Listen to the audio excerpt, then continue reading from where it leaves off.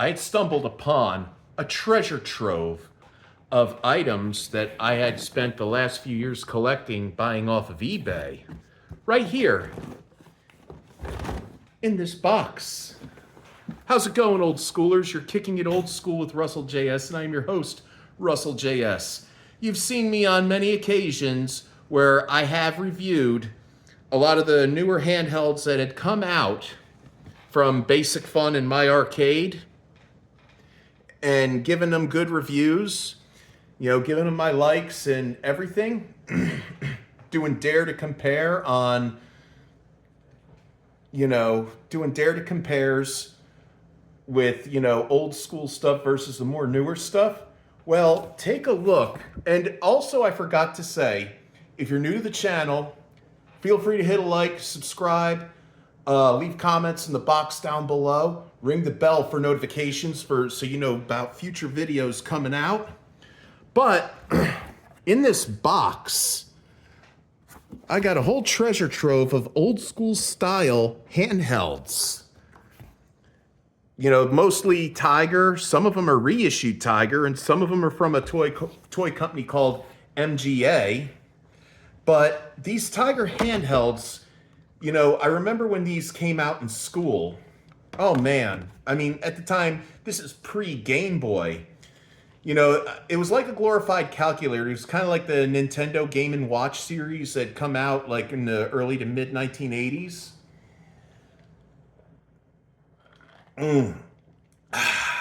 Love that sweet tea.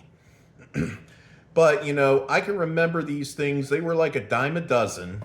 I mean, it was good for travels because, in the tradition of young kids having things to use for long trips, like in the car or on a plane ride, till they got to their destination of vacation.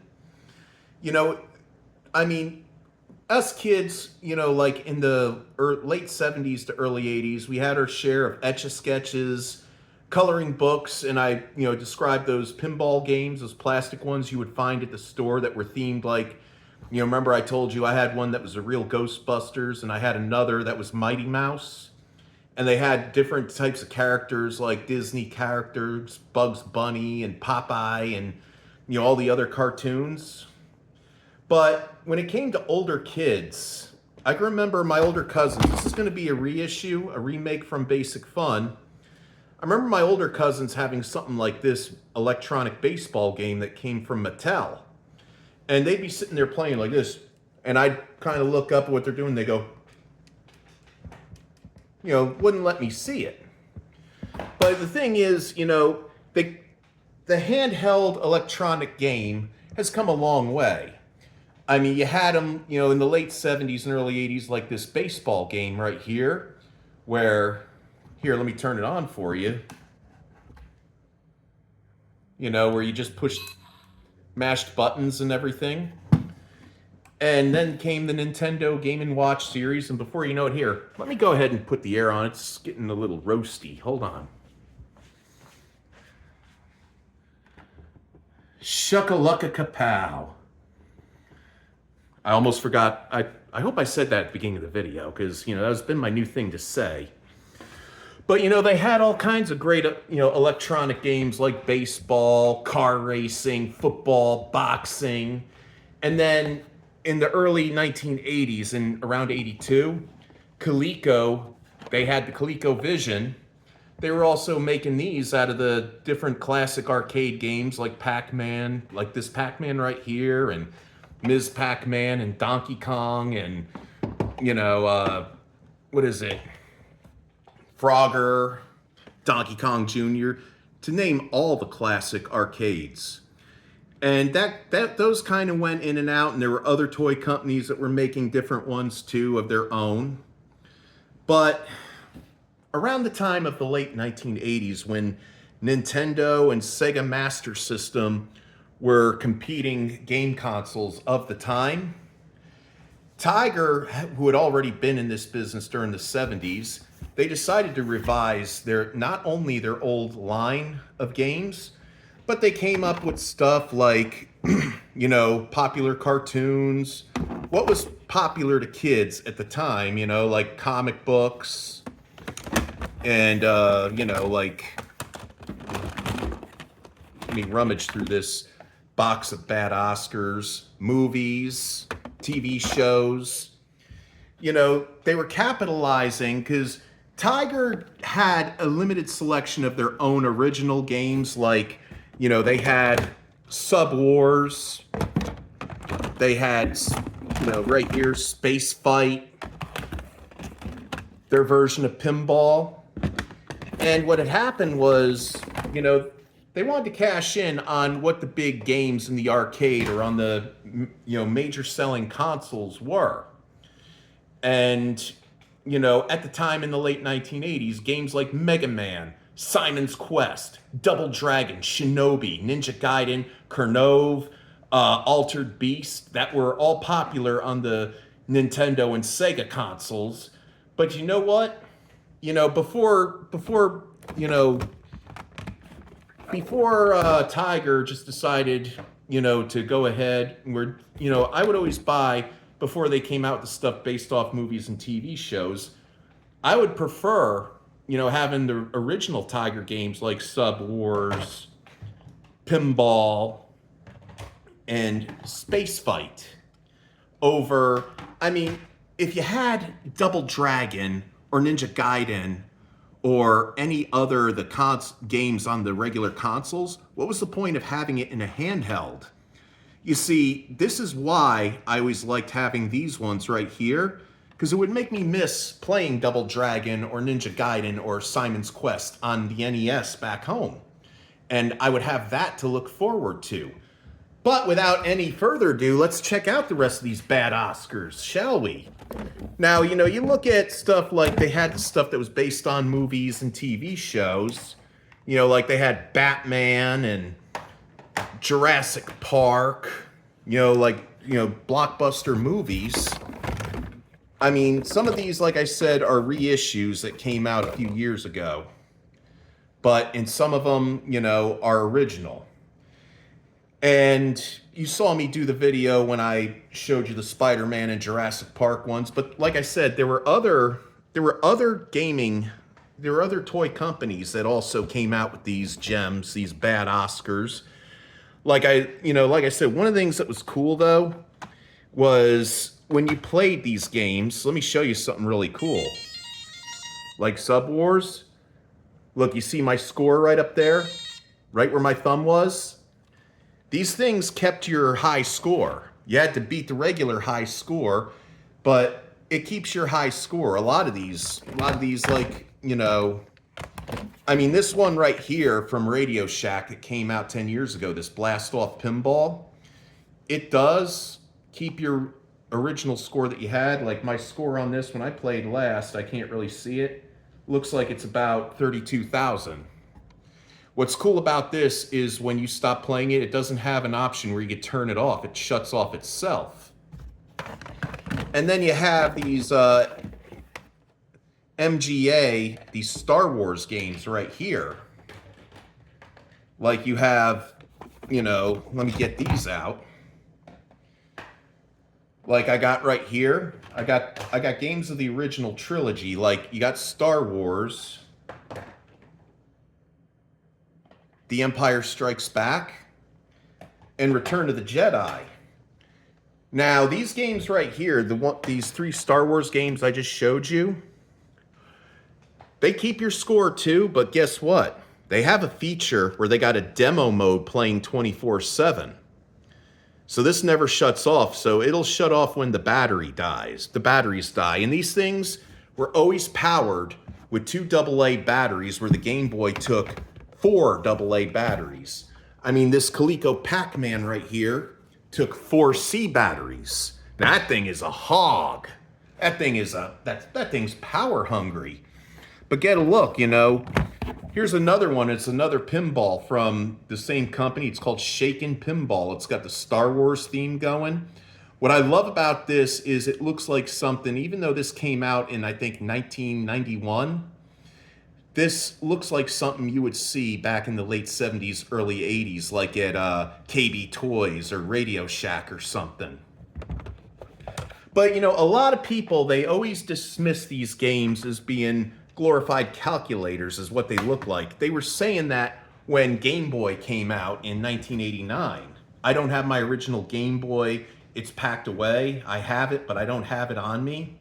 So I'm not going to showcase that for a while because I'm doing some work on it. But the thing is, these games, they kept your, original score when you played.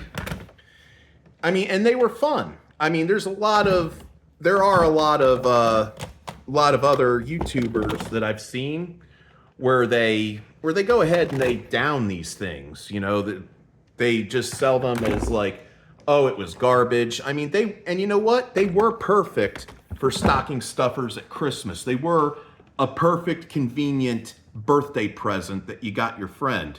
And one of the things I remember about these is, if you kept them in your pocket, you had to be careful when you were in school with these, because if, one slight of your leg, the thing would start up, and if the teacher heard it, she'd be like this, hand it over. You'll get it back at the end. You'd be lucky if you'd get it back at the end of the day. Otherwise, they'd say, I'm going to keep it till the end of the school year. And they would tell you that they won't even let your mom, if your mom calls to let you have it back, they'll tell your mom no. But you know what? I remember I had like this Batman one. I had this and I was playing it at recess and I got caught with it. And the lady that was doing recess, when the teacher came to line us up, she went and, ratted some kid about some kind of trouble he got into and then said, oh, Russell's got a handheld game on him. And the teacher came over to me and told me to hand it over. And she told me that I wasn't going to get it back till the end of the school year. And that don't even tell my mom to get it back from her because she'll even tell my mom no. But lo and behold, I told my mom about what happened. My mom called her up and said if he agrees never to bring it to school again, can he have it back? And the teacher the next day called me over to her desk, opened up her drawer, handed me the game and said, just don't bring it back to school again. And I agreed on it. And that was the thing. We were always, if we didn't get caught, we were always swapping each other's games. We were borrowing each other's games. Like you were at, they were great for like field trips. They were great for, like I said, they were very convenient for my parents on trips to Disney World or trips on the airplane, and they had a volume control and everything. And I got to say, they've made a comeback. Handheld electronic games in a big way have made a comeback. And they've come a long way. Like I said, I showed you this one that I bought. I had one like this that I bought brand new at Radio Shack back in 2005, but I lost it. And I just happened to find it on eBay last year. And I went and made a purchase, and that's where I got a lot of these was, I found them all on eBay.